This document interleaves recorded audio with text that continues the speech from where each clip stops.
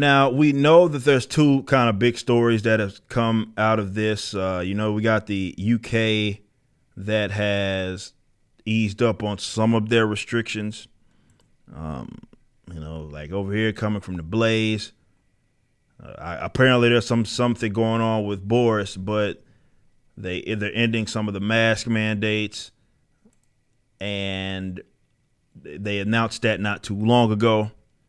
And that's not the only thing happening. There's something else that I want to talk about as well. And this may be, it's not a bombshell. It's some shit that if you paid attention, you already knew this was going on. But you got to remember, most people are normies and they don't fucking pay attention to anything. And this is what was announced. Covered by, of course, this is a health reporter for Court Daily Mail, says up to 60% of all COVID patients in London's hospitals are not primarily being treated for the virus. As data shows, NHS staffing absences have plunged 40% since the Megatron variant, Omni-Man variant, began receding. Just 1,200 of London's nearly 3,000 COVID patients were primarily being treated for the virus. And that's, again, 40%. Around 7,000 of the 1,600 COVID patients in England are so-called incidental admissions. The data shows. Statistics from the health service also show NHS staff absences due to COVID have fallen 40% as well. So as documented, is that this is 6 in 10 hospitalized COVID patients in London are now primarily being treated for other ailments to official statistics.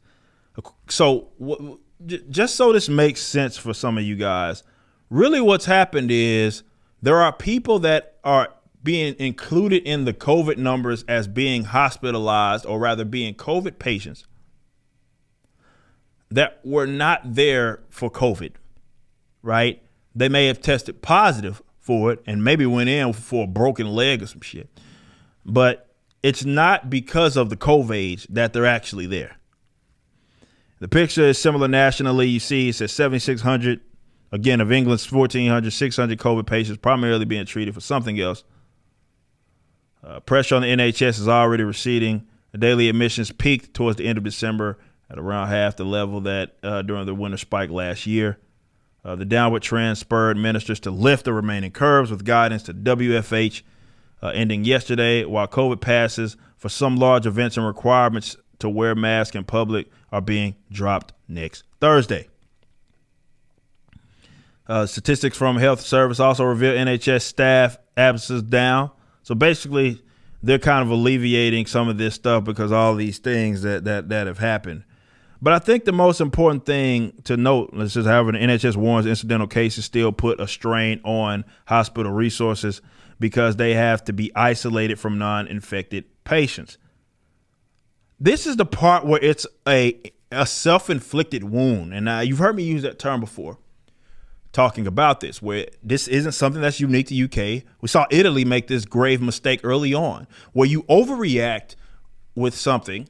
And you were like with Italy early on, like one of the first European countries to have to deal with this issue. It had the first breakout that we saw way back in 2020, and it's crazy how long this has gone on. Yet you saw that, and hilariously enough, not hilarious is the wrong term. Great John Ioannidis talked about this as well, where you had a place like Italy admitting people in that didn't need to be there. And then you have all these new rules and stuff, which puts more of a burden on your hospital resource, which, remember, that's what the whole flatten the curve thing was about anyway. It was never about stopping people from getting the virus. It was about trying to spread it out over time in order to not have your hospitals, quote unquote, overwhelmed. Yet now it's still happening, even to a worse degree, all around the countries in America and all around the world, like we have in the UK. Where you have people that are going through all this weird shit of just wasting hospital resources, and you're putting a burden on yourself by making these, I'm gonna call ahead and call them retarded, like measures, or having these measures because of COVID, right? Oh, I'm gonna do this, separating all of these people and all of this shit, having people that are remaining there that don't need to be there because they're being treated for some other shit. And then you have the fuzzy end of the numbers, which leads into public policy. Unfortunately, because these people are stupid. So people see COVID, and because the data is inaccurate in the sense that it's not being worded correctly, or you have people that are considered COVID patients that are there that aren't actually there for COVID, then you have policies that end up leading to that shit. And this is something that has been happening forever, right? Let alone the issues with the documentation, like you had in Florida, where a guy dies from a fucking motorcycle accident and it's included as a COVID death because he tested positive for it. Like, that's been happening all throughout this pandemic, if that's what you want to call it. Yet it wouldn't have if journalists actually decided to do their job. Now you get some of them that call themselves they're doing it because I guess maybe it's more expedient to do it. But if people saw through this sham and that this was a disastrous and a massive overreaction, not to say that people aren't getting sick, not to say that people aren't dying. Believe it or not, none of us are getting out on the other side of this. But people do die. And there are viruses that exist that kill people.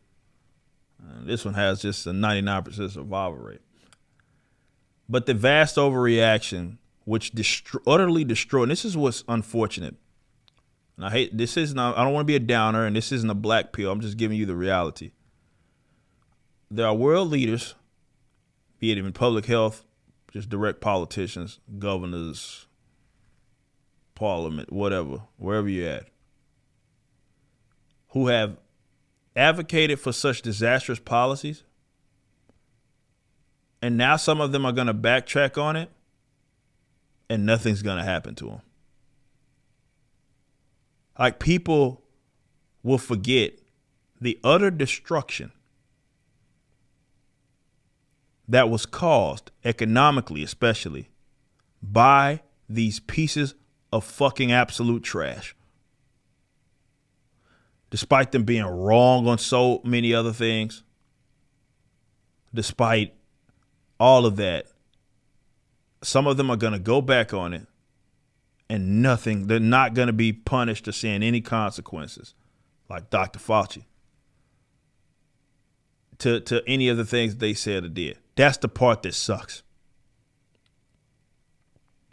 That sucks. You just listened to a clip from my podcast, For Canon's Sake, which is live throughout the week at 12 p.m. Central on youtube.com/YoungRipper59 and odyssey.com/@YoungRipper59. Be sure to check out my website, ericdjuly.com, so you can stay up to date with everything it is that I'm doing. You can also become a member and get access to a bunch of cool perks and exclusive content, which includes a social media hub where you can interact with myself and other members. It even has an app that you can get, which is now live in the Google and Apple stores.